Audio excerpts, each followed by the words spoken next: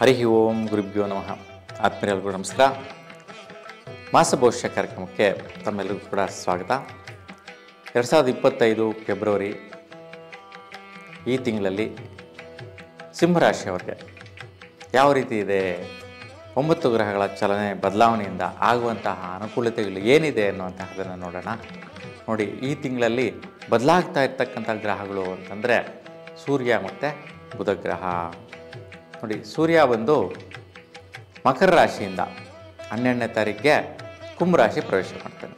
ಹಾಗಾಗಿ ಮಕರ ರಾಶಿಯಲ್ಲಿ 12ವರೆಗೂ ಪ್ರತಿಫಲ ಕೊಡ್ತಾನೆ. ತದನಂತರ ಕುಂಭರಾಶಿಯಲ್ಲಿ 12ರ ನಂತರ ತಿಂಗಳ ಪೂರ್ತಿ ಫಲಾಫಲಗಳನ್ನು ಕೊಡ್ತಾನೆ ಸೂರ್ಯನಿಂದ.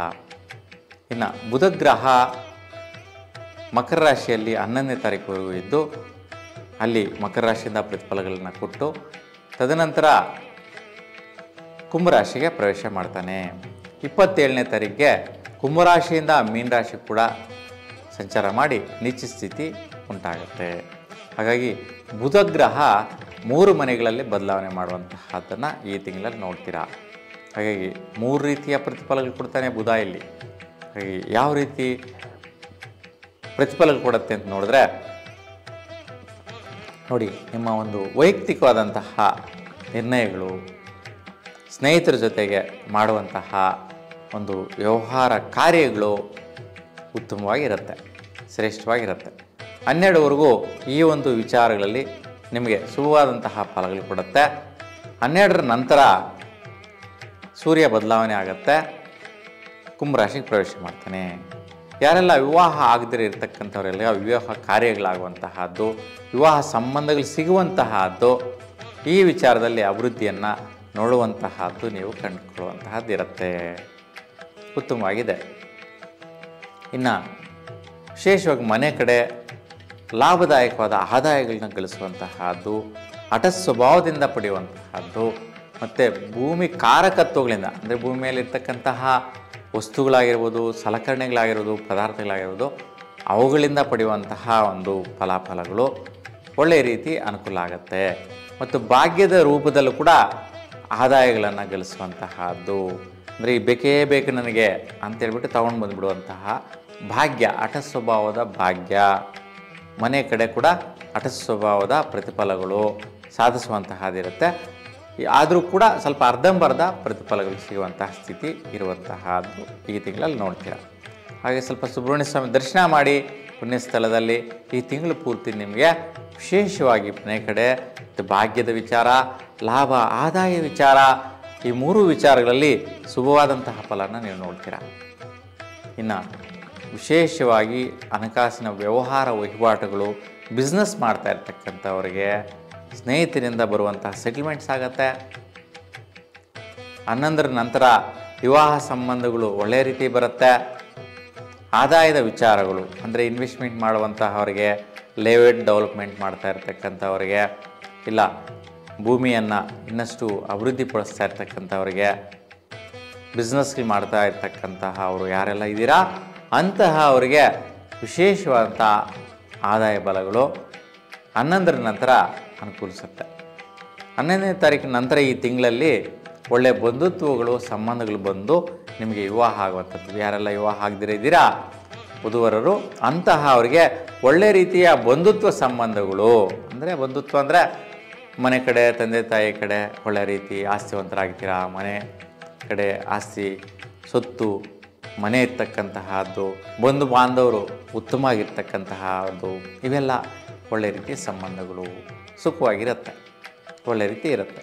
ಯಾವುದೇ ರೀತಿ ವೈಪರೀತ್ಯಗಳು ಇರೋದಿಲ್ಲ, ಶುಭ ಫಲ. ಇನ್ನು ಆರೋಗ್ಯ ವಿಚಾರ ನೋಡಬೇಕು.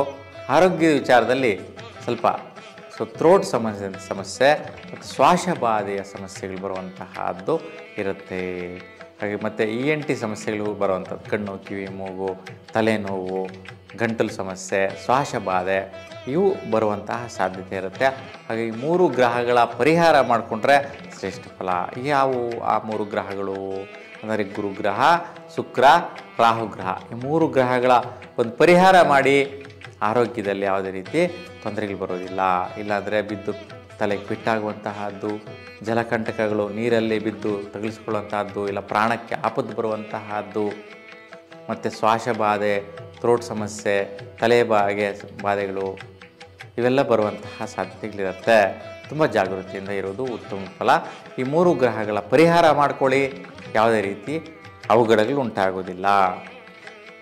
ಇನ್ನು ವಿದ್ಯಾರ್ಥಿಗಳಿಗೆ ಒಳ್ಳೆಯ ರೀತಿಯ ಕರ್ಮಫಲ ಸಿಗುತ್ತೆ. ನೀವೇನು ಪ್ರಯತ್ನ ಮಾಡ್ತೀರಾ ಅದಕ್ಕೆ ತಕ್ಕ ಫಲ ಸಿಗುವಂತಹದ್ದು ವಿದ್ಯಾರ್ಥಿಗಳಿಗೆ ಸುಫಲ ಇದೆ. ಈ ಒಂದು ತಿಂಗಳಲ್ಲಿ ಯಾರು ಗರ್ಭಿಣಿ ಸ್ತ್ರೀಯರಿಗೆ ಮಕ್ಕಳು ಜನಿಸ್ತಾರೆ, ಪ್ರಸೂತಿ ಆಗತ್ತೆ, ಅಂತಹ ಮಕ್ಕಳು ಶ್ರೇಷ್ಠ ಮಕ್ಕಳಾಗ್ತಾರೆ, ಅದ್ಭುತವಾದಂಥ ಸಾಧಿಸುವಂಥ ಮಕ್ಕಳಾಗ್ತಾರೆ. ಒಳ್ಳೆ ಹೈಯರ್ ಎಜುಕೇಷನ್ ಮಾಡುವಂತಹವರು IAS, IPS ಈ ಥರ ಗ್ರೇಡ್ 1 ಆಫೀಸರ್ಸ್ ಆಗುವಂತಹ ಒಂದು ವಿದ್ಯಾಭ್ಯಾಸ, ಉದ್ಯೋಗ ಲಭಿಸುವಂತಹ ಗ್ರಹದ ಬಲ ಈ ತಿಂಗಳಲ್ಲಿ ಹುಟ್ಟುವಂತಹ ಅವರಿಗಿದೆ. ಹಾಗಾಗಿ ಯಾರು ಈ ತಿಂಗಳಲ್ಲಿ ಹುಟ್ಟಿರ್ತೀರಾ ಅಂತಹವ್ರಿಗೂ ಕೂಡ ಸುಫಲನ ನೀವು ಕಂಡುಕೋಬೋದಾಗಿರುತ್ತೆ. ಇನ್ನು ಪ್ರಯತ್ನಕಾರಿಯ ವಿಚಾರ, ಈ ತಿಂಗಳಲ್ಲಿ ಶ್ರೇಷ್ಠವಾದ ಪ್ರಯತ್ನಗಳು ಕೈ ಹಾಕ್ತೀರಾ. ಏನೇ ಮಾಡೋಕ್ಕೋಗಲಿ ಪರಾಕ್ರಮ ರಿಚ್ ಆಗಿರುತ್ತೆ. ಸ್ವಲ್ಪ ಅಡಚಣೆಗಳು, ಅಡೆತಡೆಗಳು ದೊಡ್ಡ ಮೊತ್ತದಲ್ಲೇ ಬಂದರೂ ಕೂಡ ತಡೆಯುವಂತಹ ಶಕ್ತಿ ಕೂಡ ಇರುತ್ತೆ. ಮತ್ತು ವೃತ್ತಿಯಲ್ಲಿ ಕೂಡ ಶ್ರೇಷ್ಠತೆ, ಘನತೆ, ಗೌರವ ಸಾಧಿಸೋದಿರುತ್ತೆ. ಸ್ವಲ್ಪ ಆರೋಗ್ಯದಲ್ಲಿ ಸಮಸ್ಯೆಗಳು, ಅಂದರೆ ವೃತ್ತಿ ಮಾಡ್ತಾ ಸ್ವಲ್ಪ ಆರೋಗ್ಯ ಸಮಸ್ಯೆಗಳು ಬರೋ ಸಾಧ್ಯತೆ ಇರುತ್ತೆ. ಏನೋ ಕೆಲಸ ಕಾರ್ಯ ಪರಾಕ್ರಮ ಮಾಡೋಕ್ಕೆ ಅಲ್ಲಿ ತಗುಲಿಸ್ಕೊಳ್ಳುವಂತಹದ್ದು, ಪೆಟ್ಟಾಗುವಂತಹದ್ದು, ಸ್ವಲ್ಪ ENT ಅಂದರೆ ಕಣ್ಣು, ಕಿವಿಗೆ, ಮೂಗಿಗೆ ನಿಮ್ಗೆ ಗೊತ್ತಿಲ್ಲದೆಯೇ ನೀವು ಮಾಡ್ತಾ ಇರ್ತಕ್ಕಂಥ ಸಲಕರಣೆಗಳಿಂದ ತಗುಲಿಸ್ಕೊಳ್ಳುವಂತಹ ಸಾಧ್ಯತೆ ಇದೆ.